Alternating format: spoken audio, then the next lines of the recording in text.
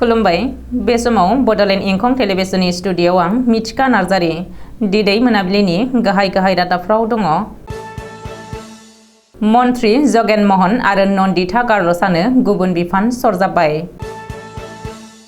गवालपारायाव दंफां माफियानि गाग्लोबनायाव हाग्रा बिफाननि सासे मावफारिया जिउ खहा आरो साथाम गोब्राब जोखोम। अरां नेशनेल पार्कआव आयेन बेरेखायै दखल खालामनायनि हेंथायै एफेक्सन सोलिगासिनो।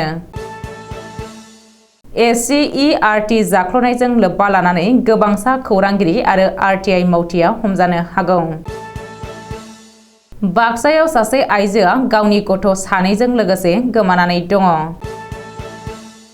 मानासनि काहितमा हाग्रा ओनसोलाव सा6 ना सारग्राया हाग्रा बिफानजों हमजादों। जम्मुनि काट्रायाव लामा जाब्रबथायजों सा10 जिउ खहा आरो सा55 जोखोम। मणिपुरनि जोंब्लावनाय अरा सुग्लायनो गोबाव सम नांगोन बुंदों CDS। दानिया फैदोनि आबुं रादाबाव।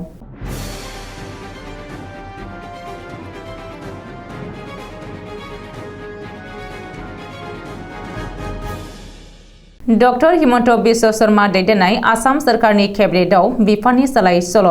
सानै केबिनेट मन्थ्रिनि मासिखौ सोलाय सोल' खालामनानै थाखानाय बिफानजों लोगोसे गुबुन बिफान सरजाबनानै होदों गिबि मन्थ्रि डक्टर हिमन्त बिश्व शर्माया। मख'नो गोनांदि समबारखालि गिबि मन्थ्रिया सागान होनाय आरो गिबि मन्थ्रिनि मावख'निफ्राय फोसावनाय नटिफिकेशनाव बे बाथ्राखौ रोखायै फोसावदों। नटिफिकेशनाव फोरमायथिनाय बायदिब्ला रेभिनिउ एन्ड डिजास्टार मेनेजमेन्ट आरो हाजोआरि ओनसोल जौगाखां बिफाननि मन्थ्रि जगेन महन आरो मोब्लिब cooperation, mines and minerals, indigenous and tribal faith and culture बिफाननि मन्थ्रि नन्दिता गार्लसानि बिफानखौ सोलाय सोल' खालामनानै थाखानाय बिफानजों लोगोसे गोदान बिफान सरजाबनानै होनाय जादों। मिथिनो हानाय बायदिब्ला गिबि मन्थ्रि डक्टर हिमन्त बिश्व शर्माया माइन्स एन्ड मिनारेल्स बिफानखौ नन्दिता गार्लसानि आखाइनिफ्राय बोखारनानै जगेन महननो थाखानाय बिफानजों लोगोसे सरजाबफानानै होबाय। ओरैहाय गिबि मन्थ्रिया गावनि आखायाव थानाय स्पर्ट्स एन्ड युथ वेलफेयार बिफानखौ नन्दिता गार्लसानो होबाय। बेजों लोगोसे नन्दिता गार्लसाया गावनि थाखानाय मोब्लिब क'अपारेसन बिफानजों लोगोसे indigenous and tribal faith and culture बिफाननि सिङाव थानाय डाइरेक्टरेट अफ आर्किअल'जि बिफानखौ सामलायगोन। नाथाय indigenous and tribal faith and culture बिफाननि सिङाव थानाय directorate of library and museum बिफानखौ गिबि मन्थ्रिया नन्दिता गार्लसानिफ्राय गावनि आखायाव लांबाय। गवालपारायाव दंफां माफियाफोरा हाग्रा बिफाननि मावफारियाफोरखौ गाग्लोबदों। सुलुङाव फोरमायथिनाय बायदिब्ला गवालपारा जिल्लानि बेन्दोङाव थानाय कृष्णाई सालपारानि दरपारायाव सुरां दंफां फालांगिरि एबा दंफां माफियाफोरा हाग्रा बिफाननि मावफारियाफोरनि सायाव गाग्लोबदों। जायगानि माखासे सुबुंफोरनि मददाव दंफां माफियाफोरा हाग्रा बिफाननि मावफारियाफोरखौ गाग्लोबदों। बे गाग्लोबनाय जाथायाव हाग्रा बिफाननि सासे मावफारिया जिउ गोमायो आरो गुबुन साथामा गोब्राब जोखोम जायो। बबेखानि जिउ गोमानाय हाग्रा बिफाननि मावफारियाखौ राजबीर आहमेद होननानै सिनायथिनो हादों आरो जोखोम जानाय साथाम सुबुंखौ फारियै मनिबुर रहमान, नजरुल इस्लाम आरो मस्ताफा आली होननानै सिनायथिनो हादों। बे जाथायनि उनाव जोखोम जानाय साथामबो सुबुंखौ गोख्रैनो GMCHआव दैथायहरनाय जायो। रिपर्ट बायदिब्ला हाग्रा बिफाननि मावफारियाफोरा बर' माटिया हाग्रा ओनसोलाव अपारेसन खालामनायाव हमनो हानाय ट्रेक्टरसे साल दंफांफोरखौ हाग्रा बिफाननि मावख'आव लाबोबाय थानाय समावनो सुरां दंफां फालांगिरिफ्रा जायगानि सुबुंफोरनि मददाव गोबौ हाथियारजों गाग्लोबो। बबेखानि दंफां माफियाफोरा हाग्रा बिफाननि मावफारियाफोरखौ गाग्लोबनायनि उनाव लुथिनानैबो लाङो। हाग्रा बिफाननि मावफारियाफोरनि गंसे मबाइल फन, गंनै सनानि आस्थामखौबो दंफां माफियाफोरा सिख'नानै लांदों होननानै सुलुङाव फोरमायदों। रोजा रोजा बिगा हाखौ आयेन बेरेखायै दखल खालामनायनिफ्राय उदां खालामनो थाखाय अरां नेशनेल पार्कआव सोलिगासिनो दङ एफिक्सन। अरां नेशनेल पार्कआव दिनै थामथि सान एबा जोबथा साननि थाखाय आयेन बेरेखायै दखल खालामनायफोरनि हेंथायै खुंथाया एफिक्सन खालामदों। मख'नो गोनांदि सनितपुर जिल्लानि बरजलायाव अरां नेशनेल पार्कनि 11,000 हेक्टर हायाव आयेन बेरेखायै दखल खालामनायनि हेंथायै जिल्ला खुंथाय आरो हाग्रा बिफाना थांनाय साननै सिगांनिफ्रायनो एफिक्सन खालामगासिनो। बेनिनो दिनै जोबथा सान। रिपर्ट बायदिब्ला थांनाय साननैसोआव सनितपुरनि गासै मोन9 सर ओनसोलनि गेजेराव मोन5 सर ओनसोलाव एभिक्सन खालामखांबाय आरो दिनै मोन4 सर ओनसोलाव एभिक्सन खालामदों। खुंथाया गं 60निबो बांसिन नाव आरो गं 50निबो बांसिन ट्रेक्टर लानानै एभिक्सन खालामदों। ओरैहाय दरं जिल्लानि दलगाव सार्केलनि सिङाव अरां नेशनेल पार्कनि 10,000 बिगा हाखौ दखल खालामग्राफोरनिफ्राय उदां खालामनो थाखायबो हाग्रा बिफाननि मददआव जिल्ला खुंथाया दिनै एभिक्सन खालामदों। रिपर्ट बायदिब्ला दरं जिल्लानि मोन 11 सरनि गेजेराव नवा सर, हाम सर, खबौथलि सर, भानसु सर, आरिमारि सराव एभिक्सन खालामदों।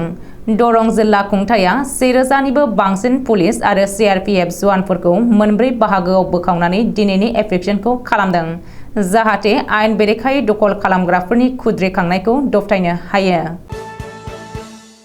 गिबि मन्थ्रिनि भिजिलेन्स आरो एन्टि कारापसन टीमा फुजा दासखौ फिन जेरा खालामदों। सुलुङाव फोरमायथिनाय बायदिब्ला SCERT जाख्ल'नाय जाथायखौ बिथा खालामनानै फुजा दासखौ दिनै गिबि मन्थ्रिनि भिजिलेन्सआ फिन जेरा खालामदों। जेराव फुजा दासआ गावखौनो सासे खौरांगिरि होनानै भिजिलेन्सनि सिगाङाव सिनायथि लादों। बेनि अनगायैबो गिबि मन्थ्रिनि भिजिलेन्सआ माइना शइकिया एबा अनुप शइकियानोबो समन जारि खालामदों। सिगाङाव गिबि मन्थ्रिनि भिजिलेन्सजों जेरा खालामजानाय रबिजित गगैनि लोगो माइना शइकियाया मख'नो गोनांदि SCERTनि 105 कौटि रां जाख्ल'नायनि दायनिगिरि शेवाली देवी शर्माया जेरानि समाव बैसोर खौरांगिरि आरो RTI मावथिनि मुंखौ लादोंमोन आरो बेनि उनावनो गिबि मन्थ्रिनि भिजिलेन्सआ बिसोरखौबो जेरा खालामदों। ओरैहाय फुजा दासनि बिमानि बेंक एकाउन्टआव लाख लाख रां लानायनिबो फोरमान मोनदों CM भिजिलेन्सआ। बेनि अनगायैबो SCERTनि बारग' डेपुटि डाइरेक्टर लक्ष्मी नारायण सनवालआ खौरांगिरि आरो RTI मावफारियाफोरखौ रां होनानै मेनेज खालामनायनिबो अजद थिखांदों।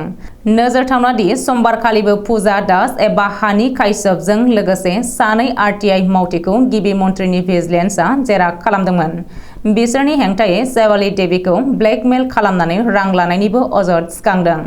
बेखौबो मख'नो नांगोनदि शेवाली देवीजों लोगोसे SCERT जाख्ल'नायाव आखाइ थानाय सा9 दायनिगिरिफोरा बे समाव गुवाहाटी सेन्ट्रेल जेलाव दङ। बेनि अनगायैबो माखासे खौरांगिरि आरो RTI मावफारियाफोराबो हमजानो हागौ आरो जोबथेसालियाव थांनांनो हागौ होननानै खौरां ओंखारदों। बाक्सा जिल्लानि रागोबिल गामियाव सानै गथ'खौ लानानै बिमा गोमानायनि जाथाया जोबोद सोमोनांथाव थासारि सोमजिहोदों रागोबिल गामिनि ओनसोलारि एबा रायजो राजाफोरखौ। वर्ल्ड हेरिटेज एरिया हायुङारि मानास हाग्रामानि साखाथियाव थानाय रागोबिल गामिनि जाकिर हुसेननि फिसाज्ला आजिजुल हकनि बिसि जासमिन मुंनि सासे आइजोआ सानै गथ'खौ लानानै फिसायनि न'निफ्राय गावनि बिमा बिफानि बरपेटानि न'आव थांनो होननानै गोमानानै दङ। फारसेथिं फिसायनि नखर आरो जासमिननि नखरा खौसेयै गोमानाय जासमिननि खौरां नागिरनानै मोनियाव दुखु जानानै दङ गंनैबो नखरा। फिसायनि न'निफ्राय जायगानिनो बासबारि पुलिस आउटपस्टआव बे गोमानाय जाथायखौ जनायहैनाय लोगो लोगो प्रशासननिफ्राय तदन्त खालामो।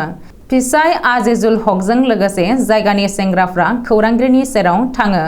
जुदि सोरबाफोर सुबुङा खौरां मोनोब्ला जानबुं अनजिमा 6001042811 आव जगाजग खालामनो थाखाय खावलायहरदों फिसायनि नखरनि सुबुंफ्रा।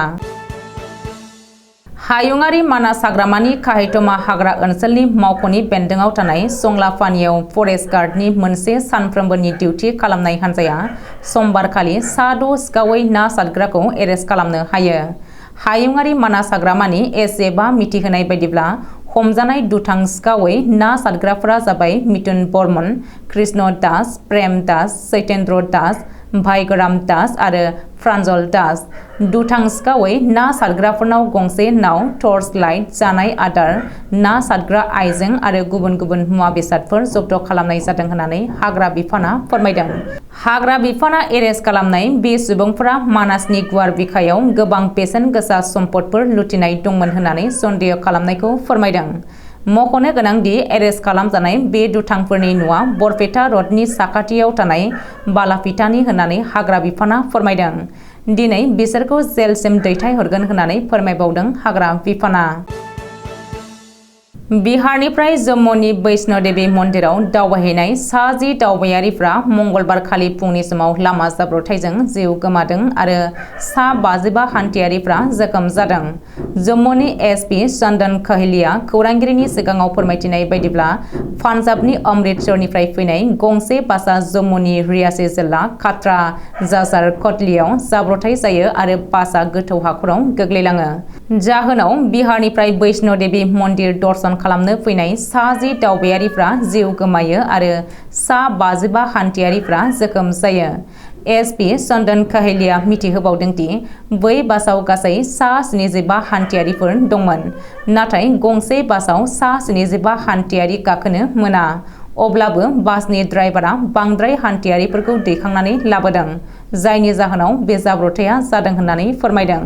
जखम जानाय 55 सुबुंखौ पुलिसआ गोख्रैनो जम्मू मेडिकेल कलेज हस्पिटालाव देहा फाहामथायनि थाखाय थिसनबाय होननानै मिथिहोबावदों।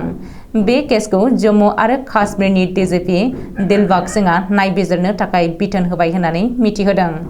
बे दुखु गोनां जाथायखौ खोनानानै जम्मू आरो काश्मीरनि लेङाइ रायजो बेंगिरि मनज सिंहआ गावनि दुखु मोननायखौ फोरमायदों। बेनि अनगायैबो हादरगिरि द्रौपदी मुर्मुआबो बे जाथायजों थैनाय सुबुंनि थाखाय कन्डलेन्स खालामो। मिरुनि नखर मन्त्रि अमित शाह दावबायफैनाय समावनो मणिपुरनि दाब दाब जायगायाव रैखाथि हान्जाया अपारेसन खालामनानै थांनाय 24 घन्टायाव 60 कुकि थिउरियाखौ गावथारदों। बेनि अनगायैबो फिन जाथाय महरै 2 पुलिसनि जिउ खहा जादों। सुलुङाव फोरमायथिनाय बायदिब्ला मणिपुरनि सुरानपुर, बिशेनपुर, काकसिं ओनसोलाव आथिखालनि थासारिया जोबोद गाज्रि। आर्मिनि चीफ अफ डिफेन्स स्टाफ एबा CDS अनिल चौहानआ समबारखालि खौरांगिरिनि सिगाङाव बुंदों दि आथिखालाव मणिपुरनि हारियारि दाङाबाजनि बे दुंहाव थासारिया सुग्लायनो सम नांबावगोन। मानो होनोब्ला मणिपुर सरकारा कुकिफोरखौ हाजोनिफ्राय होखारनायाव थासारिया बांसिन गाज्रिसिन जादों। मख'नो गोनांदि मणिपुराव थांनाय 3 मेनिफ्राय 26 समसिमहालागै इन्टारनेटनि खाबुखौ बन्द खालामनाय जादों। बे हारियारि दाङाबाजियाव दासिमाव 100निबो बांसिन सुबुंनि जिउ खहा जाबाय आरो गोबां सम्पति खहा जालांबाय। दिनै मोनाबिलिनि रादाबा एसेनोसै। गोजोन्थों।